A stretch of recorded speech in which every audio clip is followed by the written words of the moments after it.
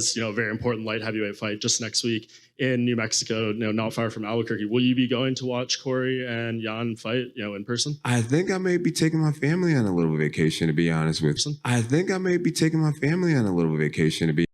Ladies and gentlemen, for almost a decade, Jones tasted glory, fame, and success on the fighting world. We had unequivocal and unwavering confidence on Jones winning his fights in the recent years. Although that confidence has been waning down gradually, we never thought that on the UFC 247 it would be on the all-time low. We thought he was walking into an unexperienced, less skilled, and unmotivated fighter. We had a surprising and rude awakening. We quickly realized Dom is several levels better than we had initially thought. There isn't another way to put it. We ignored, underestimated, and misjudged his skills. Since UFC 247, where Jones won a controversial decision that I don't agree with, he has been avoiding a rematch with Reyes. After the fight, Jones tried to come up with reasons for not fighting Reyes, suggesting that Dominic might have a torn ligament, therefore he'll be out for a very long time. He was quickly corrected that information is inaccurate. Last thing for me, John, this guy is a guy that you think you're going to see again in the future, because I think a lot of people would be intrigued, just like they were when Gustafsson pushed you to the limit. They wanted to see it again at one point. Is this a guy that you want to see again at one point to maybe prove a point or just to have an epic encounter? Yeah, I heard he may have torn his ACL, and if that's true, he could be out for up to a year. It's not torn? He said he didn't think it was, but... After a close and tough fight with Gustafsson, Jones refused to rematch him. Gustafsson later on lost to Anthony Johnson and Cormier. That made Gustafsson lose his confidence. After the UFC 247, Jones was facing the same dilemma. Choice 1, he could puff his chest out, claim to be the best fighter in the world, and face Reyes next, contrary of the strategy he took with Gustafsson. A choice that involves a huge risk, with Reyes' confidence being on an all-time high. On the other side, he can stay humble, swallow his pride, and call someone else out, and erase, or at least pretend to erase, the memory of Reyes from his mind. Is this not real now? Are we pretending? Are we pretending again? It's hard to hear you. The GOAT picked the second choice. Jones demonstrated that he has a profound self-awareness that enables him to pick rationally his next fight, despite his instinct, pride, and a dent on his reputation. Unlike a rushed, instinctive, poorly rational Jones that we are used to outside the octagon, Jones shows us a quite opposite side of his personality when it comes to MMA. Bones had to swallow his pride to stay on the mission and search for a different fight, pretend that Dominic is not the fight to make.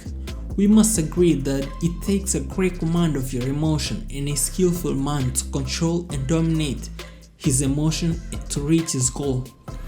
Bones accepted to eat a humble pie, ignore the real fight, and pretend to be unconcerned with the fact that going to a UFC event will send a message that he's ducking Reyes. Jones, who is rarely present in the UFC events, went out of his way to watch the fight between Corey and Blachowicz live and create interest. He had history with Corey. Unfortunately for Bones and Corey, Jan threw a bucket of cold water on the fight that both guys enthusiastically wanted. The Polish stomped all over their plans. For some reason, Bones saw something in the fight with Reyes they did not like. Whenever there is a talk about setting it up as his next fight, he pouts and makes excuses to fight someone else and try to pick a fight with someone else. To be honest with you, I don't fully understand this thought process. A fan asked him in his Twitter, why not give Reyes a rematch? The King replied, I'd love to fight him again. I'm just waiting for the UFC to make the reward worth the risk.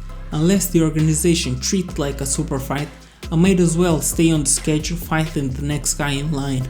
The fact is that fighting someone in your division doesn't require or shouldn't require any more money when you are a champion. When the push comes to shove, there will be two choices and two choices only. You will either fight for the money that was previously agreed, or you will stop fighting. Being both in the same division, it's not a super fight. Sure, there will be increased interest and money from the pay-per-view sales from the fans that wanna see him lose, but it's not a super fight. On the last line, he suggests they would stay on the schedule and fight the next guy in line. Well, Reyes is the next guy in line. He had a great fight and deserves and earned a rematch by giving the king hell that no one else has been able to do, ever. Bones Jones suggested a 220-pound fight with a heavyweight. Coincidentally, OSP fought in the heavyweight division, a former fighter that Jones shared the octagon with. Again, he stayed on the mission of staying away from Reyes to spice things up and stir the imagination of the public. Bones Jones tweeted, "Man, it was weird seeing OSP fight at heavyweight. Made it seem so much real for me, especially knowing he was at 240 pounds. With a little more cardio, it would have been cherries. I was visualizing myself as him that whole fight." Ngannou stepped on the octagon and made a quick work by flooring Rosenstruck with a brutal knockout. Everyone was shocked with the power. Ngannou grabbed his phone and tweeted, asking Jones, "How real it seems to you, my friend?" In my opinion, it's not possible to know the intention behind this tweet.